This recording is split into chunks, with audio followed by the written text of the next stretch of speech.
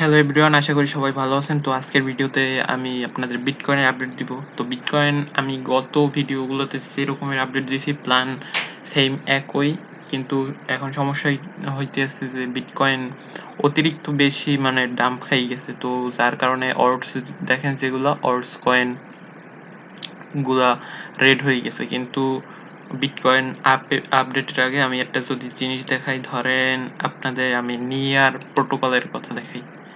Near আমার plan যেরকমের আছে ওইভাবেই চলতে আছে। উইকলি টাইম ফ্রেমে যদি যাই, এই দেখেন আমার প্ল্যান হইল যে এই পর্যন্ত 14 পর্যন্ত। তো যেইভাবে দুই মাস আগে যেভাবে ড্র করছি ওইভাবেই যাইতে আছে, এই পর্যন্ত আসছে। তারপর এই আবার যাই আবার ডাম্প আসছে। তো তারপর পাম্প হইতে একটু টাইম লাগবে, দেখলেই বুঝছে এটা আমার উইকলি টাইম ফ্রেমের চার্ট। তো আমি এখন এইখান দিয়ে যা বুঝাইতে চাইতেছি, দেখেন এই যে গত সপ্তাহ ক্যান্ডেল এইটা, তার আগের সপ্তাহ 3 সপ্তাহ ধরে দেখেন আপনার একটা আনহেলদি পাম্পের মতো, মার্কেটটা তো দেখছেন অনেকে এন্ট্রি নিতে পারে নাই।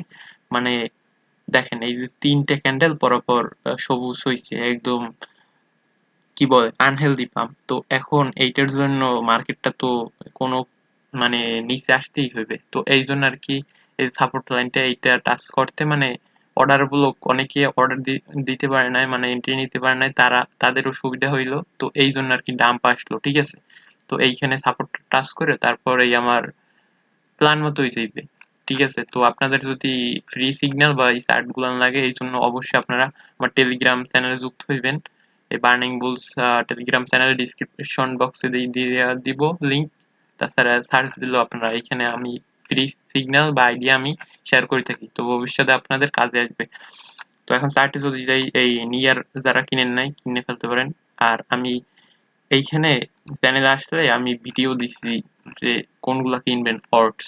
যারা কিনেন নাই তারা এই ভিডিও দেখে অর্ডস কিনবেন, যারা এখনো কিনেন নাই তাদের জন্য একদম সেরা সুযোগ। তো এখন যদি বিটিসি তে আসি, বিটিসি এই দেখেন এইখানে হচ্ছে আমার প্ল্যান অনুযায়ী উইকলি টাইম ফ্রেম, ঠিক আছে। এটা ডেইলি দেখাই। যাদের রেজুলেশন একটু অস্পষ্ট হয়, যদি তারা রেজুলেশন বাড়াইয়ে নিয়েন, ইউটিউবের 480 করে নিয়েন 360 পরিবর্তে, তাইলে আর কি স্পষ্ট। আমি এটা বড় করেই দেখাইতেছি। এইখানে বিটকয়েন হইলো আপনার ইমব্যালেন্সটা ফিল করছে, কিন্তু এইখানে যদি ডেইলি টাইম ফ্রেমে যাই, চার্টটা যদি একটু ছোট করি, তাইলে দেখেন এইখানে কিন্তু একটা সাপোর্ট আছে এই বরাবর দেখেন একটা স্ট্রং সাপোর্ট যেটা বলে, এই বরাবর একটা আছে। কিন্তু বিটকয়েন এই সাপোর্টটা ধরে রাখতে পারবে না, কারণ এখন যা মার্কেটে নিউজ, ব্যাড নিউজ চলে। তারপর এখন দেখেন এই ইমব্যালেন্সের পরও প্রাইস আপ হয় না, এই জন্য সাপোর্টটা আমি মনে করি ধরতে পারবো না।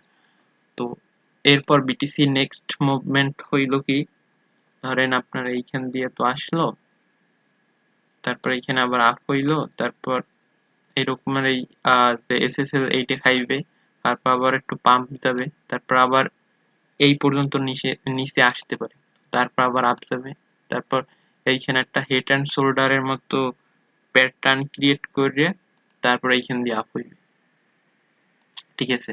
Head and shoulder pattern.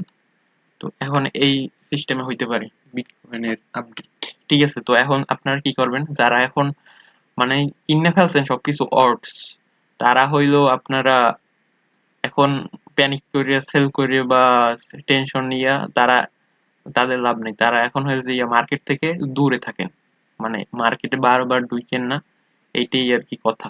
আর যেমন আমিও নিজে একদম এখন আমার কাছে কোনো ফান্ড নাই, বিসিএ করার মতো ফান্ড আমার নাই, ঠিক আছে।